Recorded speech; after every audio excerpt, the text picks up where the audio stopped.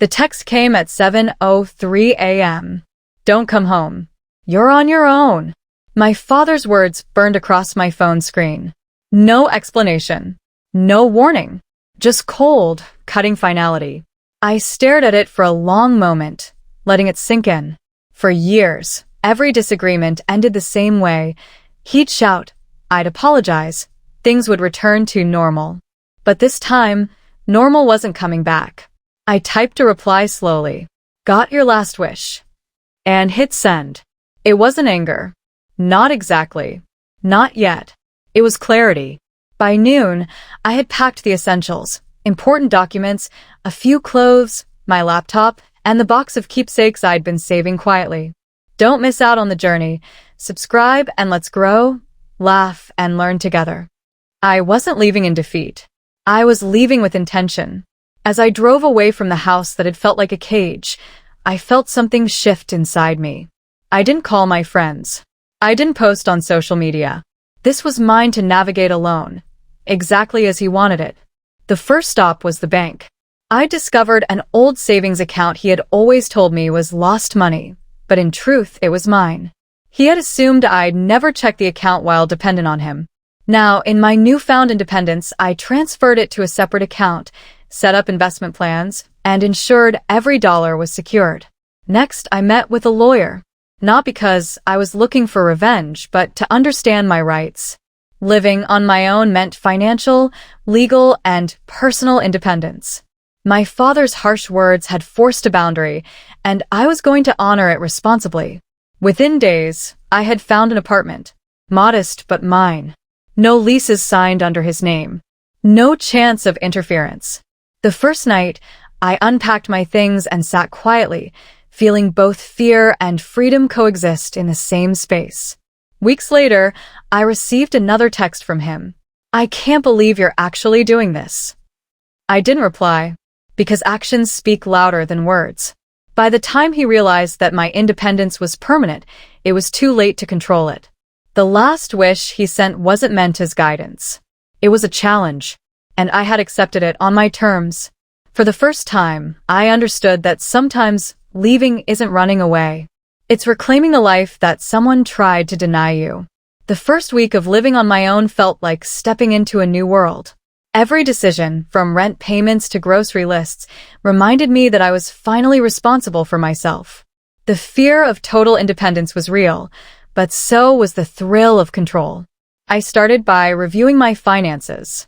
The old account my father assumed I'd never touch had matured far beyond what I expected. Savings from birthdays, hidden allowances, and small deposits from his neglectful oversight had grown into a substantial sum. Enough to give me real options.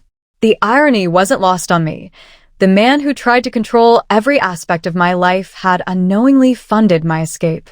Next came the apartment. Small, practical, safe, but entirely mine. No locks controlled by him.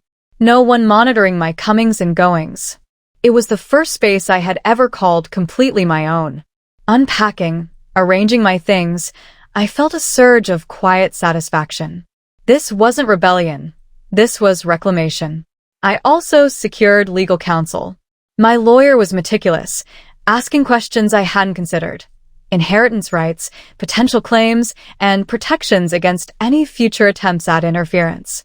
Each meeting reminded me how carefully my father had underestimated me, assuming I lacked the knowledge, resources, or resolve to act decisively. Work became my anchor. I returned to my job with renewed focus. I didn't announce my financial independence, and I didn't boast. But I noticed how differently people treated me once they perceived me as confident and unbound. Colleagues who once ignored my ideas now sought my input.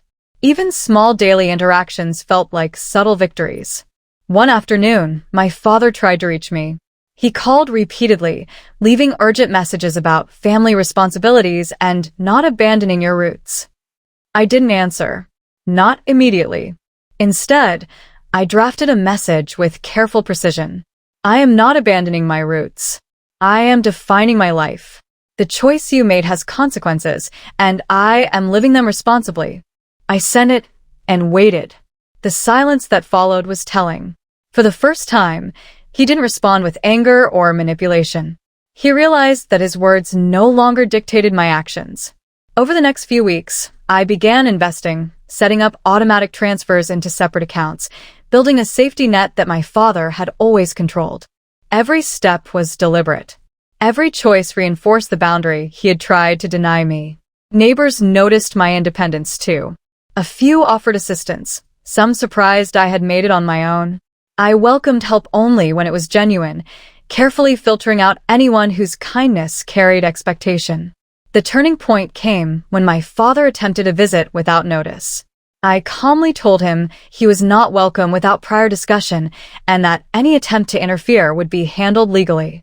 The threat was procedural, not emotional, but it sent a clear message. This time, I controlled the rules. By the end of the month, I had everything set: secure finances, a safe living space, legal protections, and a plan for growth. The fear that had accompanied independence gradually transformed into empowerment. I realized that the last text he sent, "You're on your own," had been less an insult and more an unintentional gift. He had forced my hand, but in doing so, he had catalyzed my transformation. The real victory wasn't monetary or legal. It was personal, reclaiming control over a life he thought he could dictate. And in that realization, I understood something profound. Independence isn't given. It's claimed. I had claimed mine, and nothing he could do would ever take it away. Months later, life had settled into a rhythm that was entirely mine. The apartment felt lived in, personal. Every decision, from bills to meals, was a choice I made without interference. The fear of being alone was still there sometimes, but it had faded into a quiet awareness of responsibility and freedom. My father called occasionally, trying to guilt me. "Family needs you," he'd say. "You're abandoning everyone." I responded calmly, never angrily. "I'm not abandoning anyone. I'm claiming the life you forced me to live without." The legal protections I had put in place ensured he couldn't manipulate me financially or otherwise. I discovered that boundaries enforced with clarity are stronger than anger or shame. Work continued as an anchor. My colleagues noticed my newfound confidence. Ideas I'd once second-guessed were now accepted and valued. It felt strange, this combination of independence and respect, but I embraced it fully. Even my social circle shifted. People who had taken my compliance for granted now treated me as an equal, not someone to be managed or guided. It was subtle but powerful. One day, my father showed up at my building unannounced. I met him at the door, calm, composed. "You need to leave," I said. "No uninvited visits.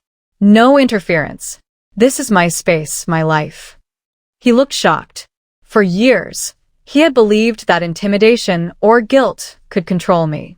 That day, he realized nothing would. As I closed the door behind him, I felt a surge of relief. This wasn't vengeance. It wasn't spite. It was protection and reclamation. The phrase he had texted me months ago, "You're on your own," no longer felt like an insult. It had been a challenge, and I had met it. Life wasn't perfect. Independence comes with responsibility. But for the first time, I knew my choices belonged entirely to me. I had survived abandonment, defiance, and manipulation, and emerged not bitter, but in control. That control, quiet and steady, was the real victory. No one could take it from me.